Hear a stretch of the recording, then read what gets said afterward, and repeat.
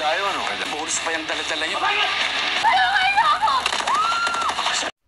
Nanatili pa rin ang pangkat ni Benji sa sitio dahil alam nilang doon dadaan ang team.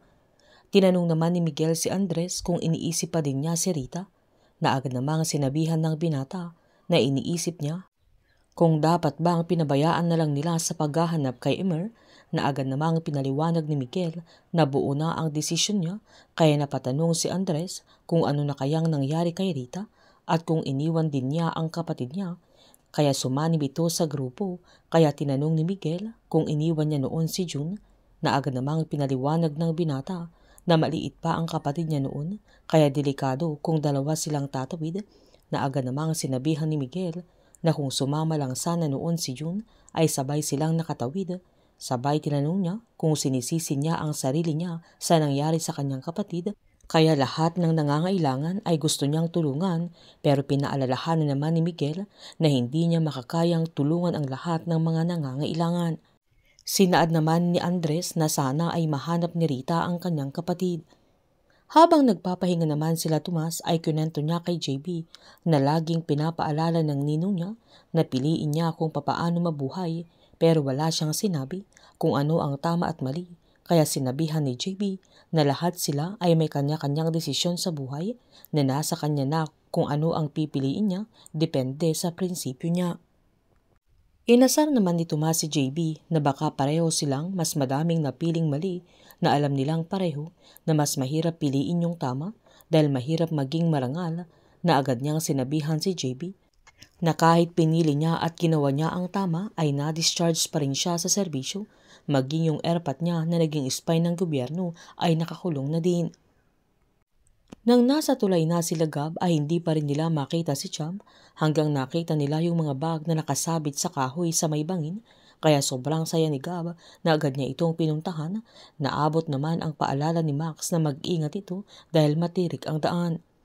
Humawak si Gab sa puno habang inaabot niya ang isang kamay niya sa bag, pero nadulas ito at sumadsada, kaya natapon yung ibang laman na pera ng kanilang bag, na napasigaw pa ang dalawa, pero ginawa lahat ng dalaga para makaakyat ito at nakuha nila yung pera, na agad namang tinulungan ni Max na kahit nabawasan ay masaya sila dahil nahanap pa rin nila ang kanilang pera. Sakto namang may mga napadaan ng mga taga-sityo sa baba ng bangin kung saan nahulog ang mga pera, kaya tuwang-tuwa sila nang makita nila na agad nilang kinuha na pambayad ng mga utang nila at pambili ng kanilang pagkain, lalo't patay na si Sameo ay wala nang magbibigay sa kanila ng mga relief. Habang mahinahanap naman si Aling Esang sa kabinet ni Andres ay nagulat siya nang makita niya yung napakadaming pera na tinatago ng binata. Kaya nagtaka ito at napatanong kung saan kinukuha ng apo niya ang ganong kadaming pera. Tinimbre naman ni Munching na patay na ang pangkat ni Raul, kaya naisahan sila ng team dahil hindi na sila dumaan sa sitio, kaya inutos ni Benji na palibutan nila ang lahat ng mga daanan para hindi sila makalabas, sabay nagbayad pa sila ng mga sibilyan para patayin kung may dumaan at may makita silang mga dayo. Nang abutan naman ang team ng gabi ay nagpahinga muna sila JB at Tomas, na agad humingi ng tawad ang binata dahil sa mga nasabi niya, at sinabihan pa niya si JB na okay lang kahit sermonan pa siya at tatanggapin niya ito.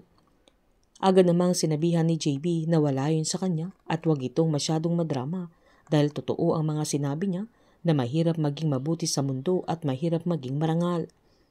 Giniit naman ni Tomas na kahit anong mangyari, na kahit maging sundalo siya ulit o hindi, sabay sinaluduhan niya si JB, na agad niyang sinabihan na siya pa rin ang sir niya, kaya agad namang nagpasalamat si JB, sabay kinumusta niya ang kalagayan ni Tomas maging ang ninong niya, kaya pinaliwanag ng binata na na-scam ang ninong niya, kaya pwede itong makulong, na yun ang dahilan kung bakit kailangan niya ng napakalaking halaga, lalo't hindi sila katulad nila JB na madaming pera. Giniit naman ni JB na kailangan din niya ng malaking halaga para makalabas sa kulungan ang airpat niya. Huminto naman sila Andres at Miguel para magbihis para hindi magduda ang mga sibilyan sa kanila, pero maaabutan sila ng kapitan sa sitio, maging ang mga sibilyan na inutusan ni Benji. Alam ng kapitan na papatayin sila nila Benji at mga sibilyan na binayaran niya, pero masaya ang kapitan na napatay nila si Sameo, dahil sa masamang impluensya nito at binibili nila ang mga kalayaan ng mga tao, kaya tutulungan ng kapitan sila Andres at Miguel. Painit ng painit ang mga tagpo, sabay-sabay po nating subaybayan ang advance episode ng Incognito dito lamang po sa aking channel. Patuloy lamang po manood, mag-likes at mag-subscribe para ma-update po kayo sa mga susunod na episode. Marami pong salamat.